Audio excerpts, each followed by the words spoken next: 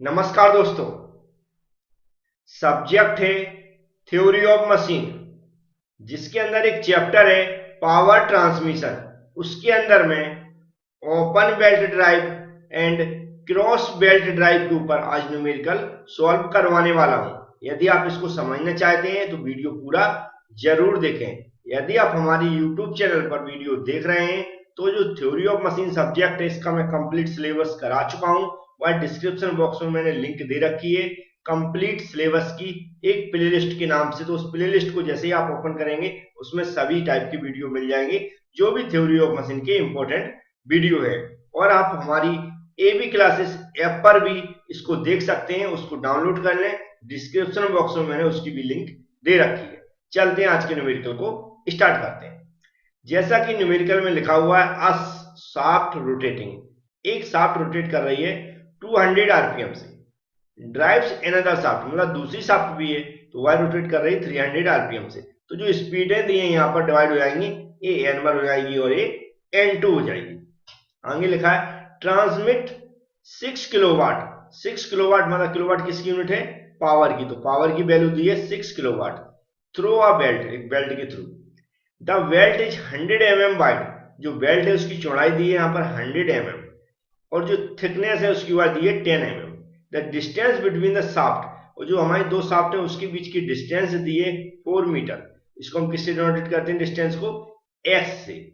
और आगे लिखा था smaller pulley is 0.5 metre in diameter. जो स्मॉलर एक बिग पुली, एक मतलब बड़ी पुली, एक छोटी पुली है। छोटी पुली का डायमीटर कितना दिया है? 0.5 मीटर। आगे लिखा कैलकुलेट द स्ट्रेस, स्ट्रेस निकालना याद रखें, सिग्मा हमें निकालना है इन द बेल्ट। और दोनों कंडीशन में निकालना है, ओपन बेल्ट ड्राइव और क्रॉस बेल्ट ड्राइव में। और म्यू इक्वल टू दिया 0.3। जैसा कि न्यूमेरिकल हम लोग सॉल्व करते हैं सबसे पहले क्या लिखते हैं? Given data. उससे सब कुछ क्लियर हो जाता है कि हमें क्या निकालना है और क्या क्या दिया है। तो चलते हैं गिवन डाटा नोट कर लेते हैं। जैसा कि न्यूमेरिकल मैंने बताया स्टार्टिंग में, ये क्या दिया? n1 दिया हुआ है और ये हमारा कितना दिया? n2 दिया। सबसे पहले इसको नोट कर लेते हैं। स्पीडों को हम सबसे पहले क्या मान लिया मैंने? n1 इक्वल टू 200 आरपीएम और कॉमा लगा के लिखें आप n2 equal to 300 RPM revolution per minute. फिर कॉमा लगाएं। अब आगे दिया देखो 100 mm बाइट, बाइट मतलब वो स्मॉल बी से डिनोट करते हैं चौड़ाई को। तो बी इक्वल टू कितना हो जाएगा? 100 mm। और थिक दिया, थिकनेस मतलब स्मॉल टी इक्वल टू दिया 10। तो स्मॉल टी इक्वल टू हम कितना लिख देंगे? 10 mm। इसके अलावा जो डाटा दिया है हमने बताया था डिस्टेंस, जो शाफ्ट की डिस्टेंस है उसको हम किससे? स्मॉल एक्स से डिनोट करते हैं। तो एक्स इक्वल टू कितना दिया हो जाएगा? 4 मीटर। इसके अलावा आगे दिया है यहाँ पर इज 0.5 है। देखो बड़ी जो पुली होती है उसका डायमीटर d1 होता है, उसके बाद दूसरी पुली मतलब जो पुली है उसका कितना है? छोटी पुली है तो उसका डायमीटर कितना होता है? मतलब d2 होता है। बड़ी पुली का d1 और छोटी पुली का d2। तो यहाँ पर स्मॉलर पुली दी है, छोटी पुली दी है। छोटी पुली का क्या हो जाएगा? d2 इक्वल टू हो जाएगा हमारा 0.5 मीटर। तो याद रखें जब भी दिया हुआ ऐसा तो बड़ी पुली का d1 और छोटी पुली का d2। तो ये हमें वर्ड याद रखना है। और हमें सिग्मा निकालना है। क्या सिग्मा? मतलब स्ट्रेस निकालना है। तो हम यहाँ पर स्ट्रेस लिख भी देते हैं, इससे आपको याद रहे। स्ट्रेस क्या है? In the belt. तो हमें क्या है? इसको हमें निकालना है। इसको हम डिनोट करते हैं सिग्मा से, तो इसको हम मार्क कर देते हैं। अब हमें स्ट्रेस निकालने के लिए एक फॉर्मूला याद होना चाहिए। तो कॉमन फॉर्मूला होता है, इसका मैं यहाँ पर लिख देता हूँ, समझ में भी आपको आ जाएगा। स्ट्रेस इक्वल टू होता है, सॉरी स्ट्रेस मतलब जो हमारा फॉर्मूला होता है वह होता है, जो हमारी टेंशन है tight side T1 equal to होता है sigma into V into T. ये फॉर्मूला होता है एक्चुअली। तो टेंशन टाइट साइड है उस साइड के उस T1 equal to sigma into B. तो यहाँ पर हम अगर सिग्मा का फॉर्मूला बनाते हैं तो क्या बनता है हमारा? सिग्मा इक्वल टू, ये जो T1 की जगह इधर T1 रहेगा अपॉन क्या हो जाएगा? B into T. तो हमारा ए वाला फॉर्मूला कंप्लीट बन जाता है। तो हमारा इस तरह हमें क्या निकालना है? इसमें हमें बी की जरूरत है, टी की जरूरत है। बी और टी कहाँ है? यहाँ पर दिया गए हैं। देखो बी जे दिया हुआ, टी जे दिया हुआ। अब T1 हमारा नहीं दिया तो T1 हमें निकालना है। और T1 निकालने के लिए आप लोगों ने फॉर्मूले पढ़े होंगे, सुने होंगे। जो मैं जानता हूं वो मैं बता दे रहा हूं। दो फॉर्मूले यूज होते हैं, P equal to T1 minus T2 और क्या होता है into V।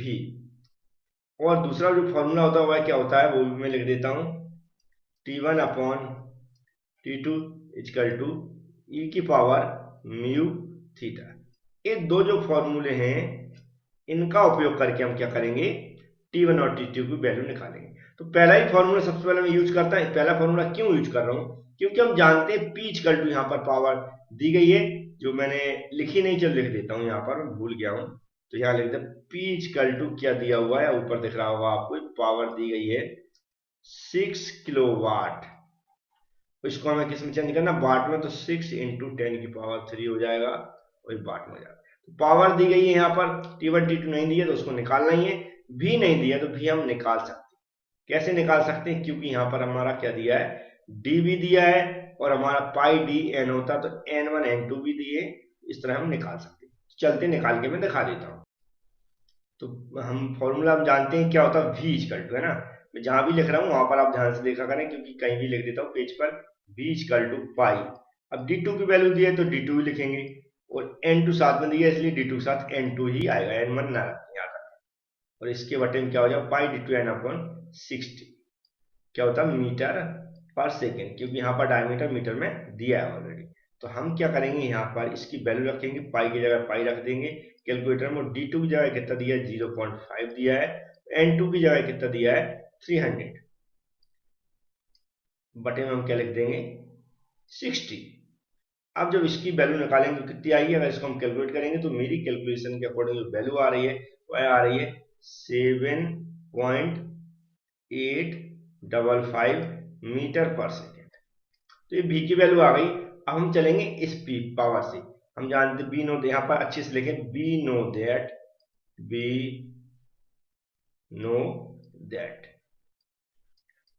P equal to T1 minus T2 bracket बंद करके इंटू V।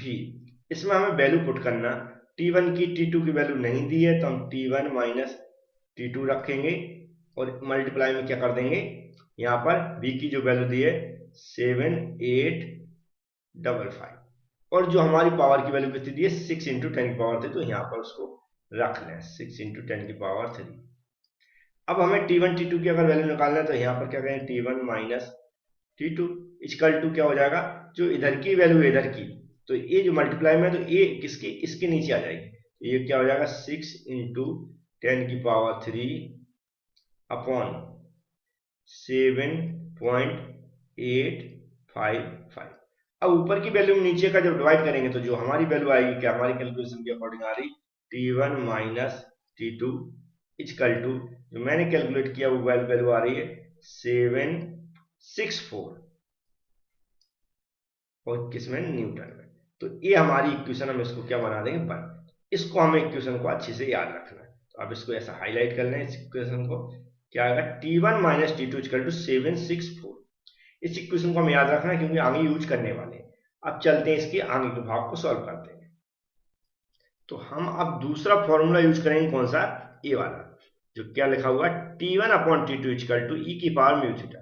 तो यहाँ पर देखेंगे म्यू की वैल्यू दी है, कौन सी दी है, यहाँ पर हमारा जो हमने लिखी हुई थी म्यू इक्वल टू, नहीं लिखी है तो मैं लिख देता हूँ, म्यू इक्वल टू दिया है, जो क्वेश्चन में दिया है, यहाँ पर आप देख सकते हैं। अगर इसको मैं थोड़ा सा ऊपर कर दूं तो ये यहाँ पर दिया क्वेश्चन में, कितनी दी है, 0.3। तो 0.3 में, लेकिन थीटा की वैल्यू नहीं दी है, तो थीटा की वैल्यू की अलग अलग कंडीशन होती है। यहाँ पर जो फर्स्ट कंडीशन कौन सी है, फॉर बेल्ट ड्राइव, हमारा कौन सा, जो ओपन बेल्ट ड्राइव है ना, ओपन बेल्ट ड्राइव 1। तो अलग अलग कंडीशन के लिए अलग अलग फॉर्मूला बनते हैं, तो ध्यान रखें। हमारा फर्स्ट कंडीशन कौन चले, ओपन बेल्ट ड्राइव। तो ओपन बेल्ट ड्राइव के लिए जो फॉर्मूला बनता है, क्या निकालना है मुझे, थीटा निकालना है। तो थीटा इक्वल टू क्या होता है, थीटा इक्वल टू जो फॉर्मूला बनता है वह मेरे अकॉर्डिंग होता है 180 डिग्री माइनस क्या होता है 2 इंटू अल्फा। ये जो फॉर्मूला बनता है, और अगर इसको रेडियन में चेंज करना है, किसमें, रेडियन में चेंज करना, तो यहाँ पर हम करते हैं डायरेक्ट पाई बाय 180 का मल्टीप्लाई कर देते हैं, तो ये किसमें चेंज हो जाता है, रेडियन। अब फिर से एक सिचुएशन बन गई कि अल्फा आप कैसे निकालेंगे। तो अल्फा के लिए भी एक फॉर्मूला होता है, साइन अल्फा इजकल टू क्या होता है, A X minus sorry R R one minus R two upon X. याद रखें ये क्या है, R one minus R two upon X. अब R one R two upon X होता है, इससे हम अल्फा निकालेंगे, अल्फा की वैल्यू इसमें रखेंगे तो थीटा आ जाएगा। लेकिन यहाँ फिर से एक सिचुएशन बन गई कि यहाँ पर आर वन आर टू देखेंगे तो क्या हुआ, यहाँ पर जो हमने क्या निकाला, क्या रखा है, ये डी टू रखा हुआ है। अगर इसकी जगह हम क्या करेंगे, आर टू निकालेंगे तो इस वैल्यू में हम टू का डिवाइड कर देंगे। तो इस वैल्यू में अगर टू का डिवाइड करेंगे तो कितना हो जाएगा, 0.25 मीटर, मतलब आर टू तो आ जाएगा। फिर से सिचुएशन बन गई कि आर वन कहाँ से आएगा। तो आर वन के लिए जो फॉर्मूला होता है और मैं बता देता हूं, R1 के लिए जो फॉर्मूला आपने स्टार्टिंग में जो न्यूमेरिकल पढ़े होंगे तो वो होता है N2 upon N1 equal to D1 upon D2। इस फॉर्मूले से हम क्या निकालेंगे, हम D1 निकालेंगे, फिर D1 से उसको आधा कर देंगे तो R1 निकालेंगे। इस फॉर्मूले का यूज करके हम निकाल देते सबसे पहले N2 upon N1 equal to D1 upon D2। तो अब इसमें हमें वैल्यू पुट करना है, तो N2 की वैल्यू कितनी दी है, 300 दी है, अपॉन N1 की वैल्यू कितनी दी है, 200 दी है, इक्वल टू D1 की वैल्यू नहीं दी है और D2 की वैल्यू दी है कितनी, 0.5। ये वैल्यू दी है, हमें D1 निकालना है। तो D1 निकालना है तो इसका मल्टीप्लाई ऊपर हो जाएगा, तो यहाँ पर क्या रखेंगे, D1 इक्वल टू 300 इंटू 0.5 जो मैंने कैलकुलेट करके रखा है उसके आधार पर मैं रख रहा हूं, कितना दिया है, 0.5 अपॉन 200। इस जीरो से डबल जीरो कट जाएगा और 2 से इसमें 1 में भाग 2 से इसमें भाग देंगे तो इसका से मल्टीप्लाई कर देंगे, तो जो हमारी वैल्यू आ गई D1 जो वैल्यू आ रही है वह आ रही है कितनी कैलकुलेट करके मैंने निकाली, 0.75 मीटर। अब इसको हम R1 निकालेंगे तो हम क्या करेंगे, इसमें 2 का डिवाइड कर देंगे, 2 का डिवाइड होगा तो इसका आधा जो मैंने कैलकुलेट किया है वह आ रहा है 0 पॉइंट, जो मैंने कैलकुलेट करके पहले से रख लेता हूं तो उसकी मैं डायरेक्ट वैल्यू बता देता हूं। ये आ रहा है R1 0.375 मीटर। तो ये हमारा R1 आ गया। तो अब हम क्या कर सकते हैं, अब आगे की कैलकुलेशन देख लें आप। यहां से क्या है, हमें साइन निकालना है, साइन अल्फा निकालना है। तो साइन अल्फा निकालना तो हमारा फॉर्मूला क्या था, R1 minus R2 upon x. यहाँ वैल्यू रखेंगे R1 और R2 की। तो R1 R2 की ऑलरेडी पहले हम निकाल चुके हैं, तो 0.375 माइनस जो हमने यहाँ R2 की वैल्यू निकाली हुई थी 0.225 है ना, 0.25 अपॉन एक्स है। एक्स की वैल्यू याद रखें, एक्स की वैल्यू मैंने कहाँ रखी हुई, ए रखी, 4 मीटर, तो ये हो जाएगा 4। अब इसको हमें कैलकुलेट करना है। तो हमारी जो कैलकुलेशन के अकॉर्डिंग इसका जो आंसर आ रहा है वह आ रहा है, इसमें से इसको घटाएंगे वो 4 का डिवाइड करेंगे, 4 का डिवाइड करेंगे तो जीरो आ जाएगा 0.3125। अब जो साइन अल्फा इक्वल टू इतना आया, अल्फा इक्वल टू ऐसा करेंगे तो क्या हो जाएगा, साइन इनवर्स और ब्रैकेट में कितना लिखते हैं 0.3125। अब ये जो वैल्यू आ रही है मैं सही कर देता हूं इसको मैंने करेक्ट कर देता हूं, यहां पर इसको साफ कर दिया। तो ये जीरो लगाना भूल गया था मैं, 0.03125 ये वैल्यू है।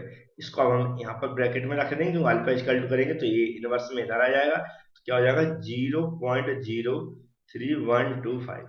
अब यहाँ पर क्या करना है, जो कैलकुलेटर होता है उसके अंदर शिफ्ट दबाना और साइन वाला निशान दबा देना तो इनवर्स लिख जाएगा। इस वैल्यू को पुट कर देना और आंसर इसको कैलकुलेट कर देना। जो हमारे अकॉर्डिंग आंसर आ रहा है वो आ रहा है 1.8 डिग्री। अब जब अल्फा इक्वल टू वैल्यू आ गई तो हम क्या करेंगे, अब इस फॉर्मूले का यूज करेंगे जिसमें मैं निशान लगा रहा हूं।